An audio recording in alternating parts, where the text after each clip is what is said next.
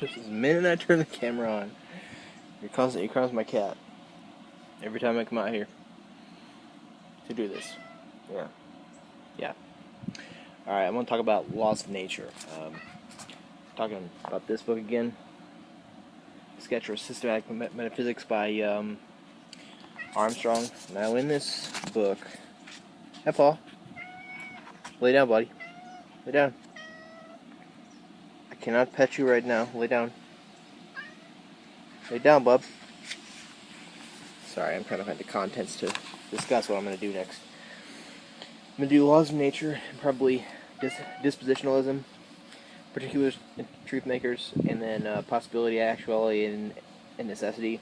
And after that, I'll probably stop using this book. So, following this will be 3 or 4 more videos with this book, and then I'll move on to Paul.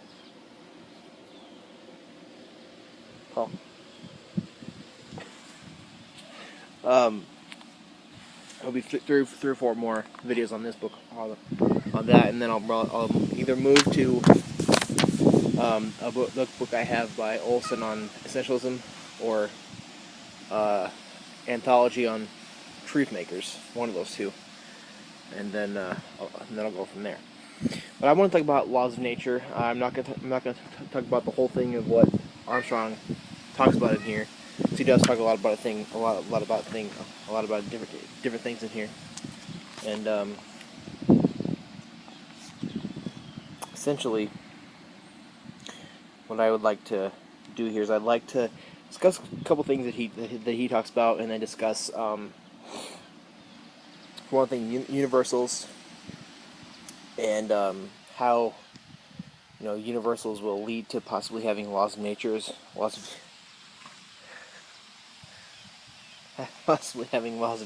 in your ontology, and then looking at the Humean idea of laws of nature, or laws, versus, because it kind of comes down to, is it going to be just, are we going to think about laws of nature in unobserved things, or just observed things?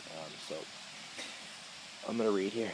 Once you have universals in your ontology, one starts thinking rather naturally that one might use them to cast light on the topic of laws of nature. So if you don't know what a universal is they are mind-independent entities. Essentially, we're talking properties. What they're saying, but by using the word universal, we're saying they're mind-independent properties. We're saying that we're not necessarily talking about a platonic heaven here, or anything like that, but it's more talking about how the fact that that tree is brown, and this piece of wood here is brown, or that my shirt's gray, and that Paul is gray, my cat, is gray. So that these are just properties that are saying that they're mind independent, and that that basically, if you destroyed a bunch of red things in the world, the universal red would still exist. And then pretty much we're talking about universals versus talking about mere states of affairs, and talking about how laws relate to each one. Really nice one today. After all, the laws are the fundamental ways in which things behave, and ways of behaving depend on the properties of things. And if properties are universals, laws should somehow connect universals that particulars instantiate. And then he talks about how Frederick Gretzky, Michael Tullian himself talked about, they basically, they didn't have any influence on each other, but yet they all wrote papers, and Armstrong wrote a book on laws of nature that was against the then reigning idea of the Humean account of laws of nature within states of affairs. So we're talking about laws of nature as direct laws between universals, and we're also thinking about them as with respect to states of affairs. Okay, let's see here. Let's take one often quoted case that lets us see the rather implausible lack of strength in the Humean supervenience view. Consider in contrast a massive uranium 235 and a mass of solid gold. Make the masses rather large, say the size of some ordinary house. Now think about a house here. We know that there are no such masses, but in the uranium case, we think that this is a law-like affair. The mass of the uranium would be way above critical mass, and so would have to explode and destroy itself, or at least this would be overwhelmingly probable. What about the mass of gold? We know that such a mass does not exist, and almost certainly will never exist. But there does not seem to be anything in the laws of nature that would rule out such a mass of gold. There is something a bit accidental here. There may not be any way to collect so much gold, and in any case, there's no reason to deplete the rest of the world's gold in this way. But it seems to be nomically law-like possible. That is, it is not ruled out by the laws of nature. The Mill-Ramsey-Lewis theory struggles with this point. But what the three of us suggested for laws was a non-super. He's talking about himself, Thule, and Dretske.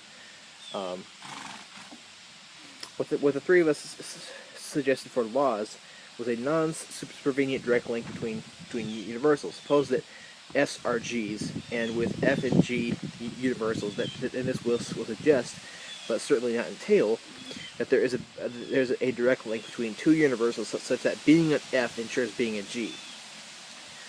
Now we're saying that basically the conditional, we have the, let's say we're using predicate logic, we have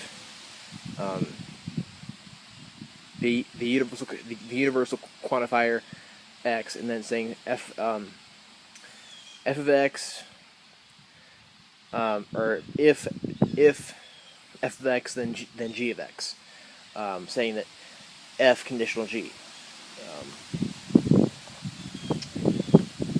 The horseshoe, what you call it? The horseshoe connective. As simple as the relation is a higher order universal, the relation of n. So we have a nomic state, a law-like state of affairs, n of f and g. So we have like a, in math, when we have a universal f of x, we can discuss a relation by saying we can have a relation in terms of n, and then we have n, and then in parentheses f comma g, saying that there is a relation between f and g in terms of n. So but this n relation is a direct link between f and g. So we have the nomic state of affairs n of f and g, additional not supervening on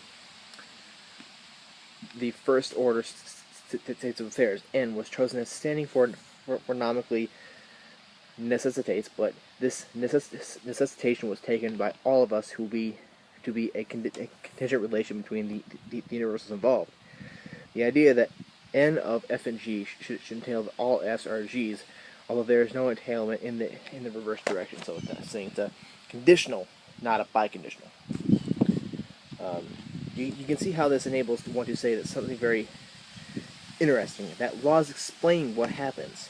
F's are observed and they are all observed. F's are observed and they are all observed to be G's. Hi Paul. We explain the observation by postulating that there is a direct connection between the property F and the property G. This is a case of what is often called the inference to the best explanation. Okay, and then he talks about the problem of induction, about how we go. Induction is when we talk about something that, concrete and particular, in this case about observation, and then going, more general towards non-observation, something that is not observed. What Armstrong, Thule, and Gretzky, are arguing against the humane account of laws. They're arguing, they also argue causality here too, but they're arguing using the problem of induction, that we can say things about the things not observed based on things that are observed.